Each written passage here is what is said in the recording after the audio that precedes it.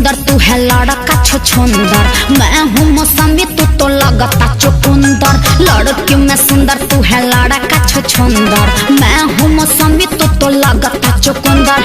देखो ना सपना बनेला सजनवा, सपना देखे में का दिक्कत? दूर हटन तक कुछ दे हम लोग।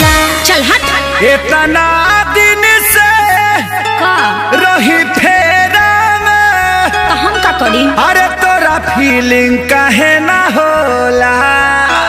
ओहो हाय मुंह देखला, हाय मुंह पर फीलिंग जागी। भैंसा लागत नहीं का तनी करिए नु बनी। करिया ना तू कोयला बड़ा।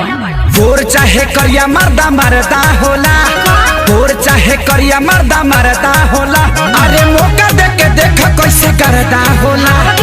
गोर चाहे करिया मर्दा मरदा होला, अरे मौका दे के देख कैसे करदा होला। अरे हो तो हवा आवे दो। बस ना छोड़ देलू का।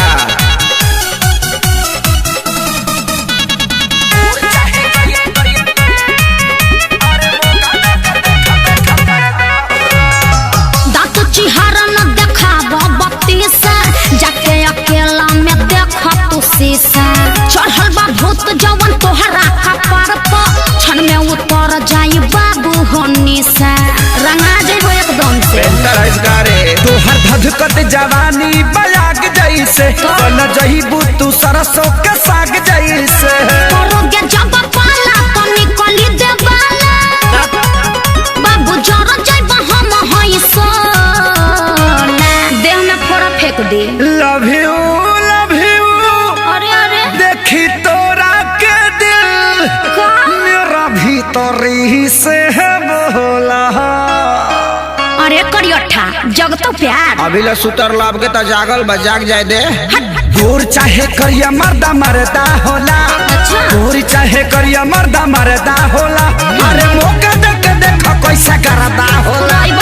गोर चाहे करिया मर्दा मरदा होला, मौका दे के देख कैसे करदा होला। चल हट लिबरा हा पढ़ा। लिबरवा दे।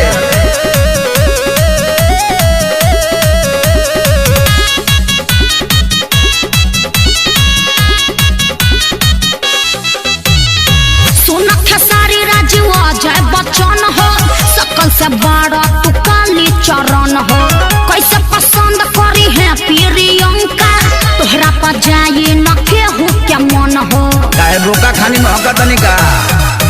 बढ़ जाई तो हरो परेशानी गोरी, नहीं देख मोर दनसन के पानी गोरी।